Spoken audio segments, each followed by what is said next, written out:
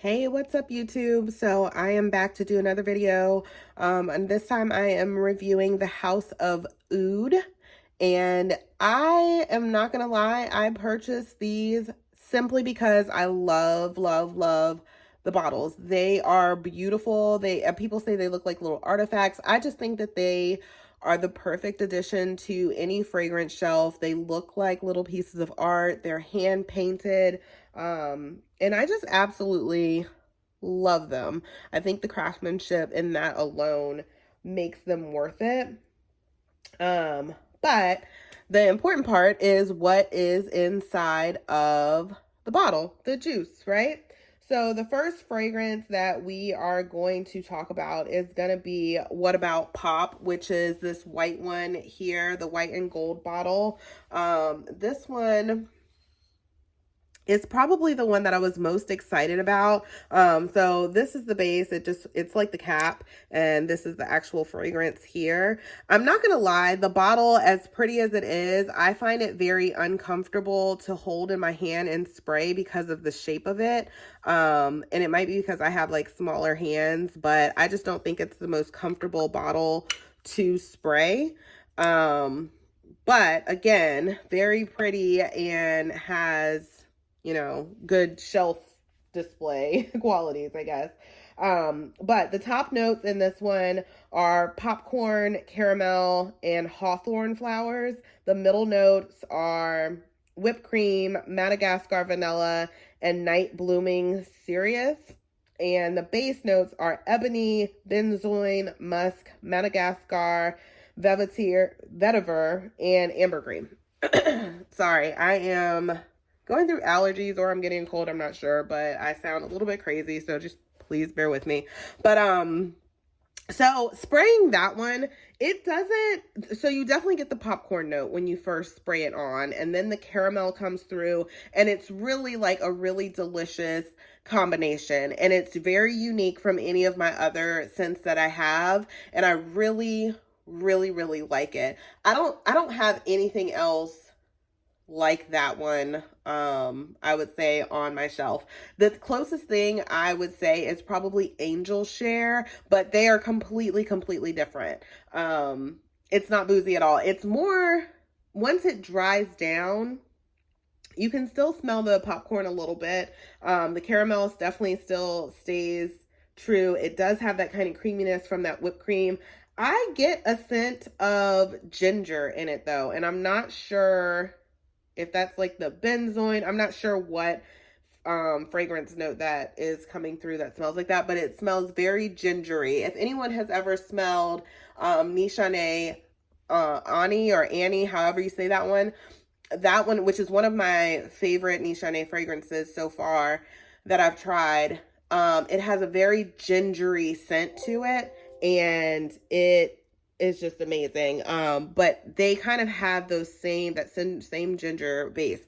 My only disappointment with What About Pop, I love the fragrance. It smells really good. I would wear it all the time if I could. It's really more of a fall time fragrance, so I won't say all the time, but it does not last that long. So I wore it to work today, actually, because I'm going to do an entire week of just gourmand type scents, and I couldn't smell it after like maybe 2 hours. And I mean, I went to town with spraying that all over. So it didn't last that long on my skin. The next one that I got is the Keep Glazed, which is this one here, this fragrance. Now, when I first sprayed I always want to call it just glazed, but it's Keep Glazed. But when I first sprayed that one, I thought it was just the most intoxicating scent ever. I was like, oh my gosh, I need to wear this on date night. I gotta have a date first to wear it on a date night, but I was so excited about it. So I thought it just smelled so good because it seemed like it was really like a sexy scent. It was fruity, definitely fruit forward. So the top notes in this are mango, strawberry leaf, iced lemon. The middle notes are whipped cream, coconut, ginger. The base notes are fruity notes. It doesn't describe what they are. And then musk and precious woods. So when I wore this one the other day, I wore it to bed just to test it out because that's how I test a lot of my fragrances. It lasted for a good little while, but it was like clawingly sweet on my skin. So on the card, I loved it. I was obsessed. I couldn't stop smelling the card. But then when I sprayed it on, it was just like a nauseatingly sweet smell. It almost smelled like an overripe mango on my skin.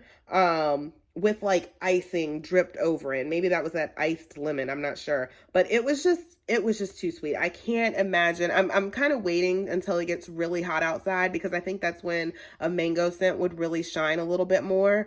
But right now, I'm just not a fan of that one on my skin. And I mean, it might smell amazing on someone else, but for me, I don't know if I would repurchase. I would just keep the bottle and have it be decorative forever. I can't imagine that I would go through this entire bottle. So the last scent that I got is Date's Delight. And when I purchased that one, I wasn't sure how I was going to feel about it. That's this one here. I actually really like this bottle the most. It's probably my favorite of all of them because I have like a lot of black, gold and white in my house. So I really like that bottle. And I just feel like it has like a more ornate base to it. The notes in this one, the top notes are dates and peony. The middle notes are cinnamon, caramel, tonka bean, and coumarin. And the base notes are honey, sugar, vanilla, benzoin, and labdanum.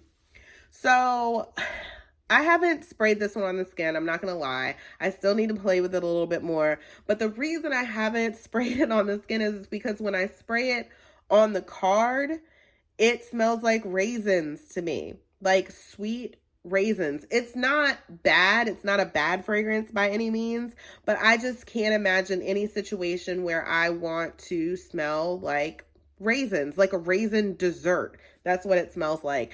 Now, if I spray it on the skin, maybe it'll evolve into something different. It definitely is more of a fall, winter time, kind of heavier scent. But I just don't want to smell like raisins. So overall, I think that this entire line, I was a little bit disappointed by. What About Pop? The scent itself actually did live up to its hype. It just didn't last on my skin. And maybe I need to play with some like fragrance oils or, you know, some layering with like a lotion or something like that, a different type, so that I can make it last longer. But I think these run for like $240 or something like that. And I always purchase my fragrances on sale. So I try not to, when I first got into purchasing fragrances, I was paying like full price. I would get excited about 15% off. But now I will not purchase it unless I can get it for at least 30% off, or some kind of like really good deal, because what happens is I purchase it because I get so excited and I'm like, ooh, that's a good deal at 15%. And then a few days later or a week later, it's 30% off and I'm kicking myself. So now I have learned to wait.